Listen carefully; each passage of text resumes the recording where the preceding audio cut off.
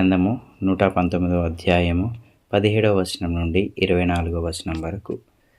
నీ సేవకుడినైన నేను బ్రతుకున్నట్లు నా ఎడల నీ దయారసం చూపుము. నీ వాక్యమును బట్టి నేను నడుచుకొందును.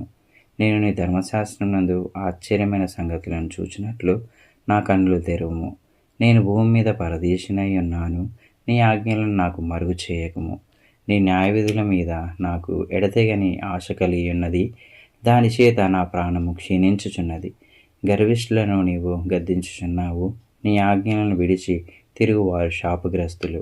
నేను నీ శాసనములను అనుసరించుచున్నాను. నా మీదకి రాకుండా నిందను తిరస్కారమును తొలగింపుము. అధికారులు నాకు విరోధంగా శపథీర్చి మాట్లాడుకుందురు. నీ సేవకుడు నీ కట్టడలను ధ్యానించుచుండును. నీ శాసనములు నాకు సంతోషకరములు. అవి నాకు ఆలోచనకర్తలై ఉన్నవి.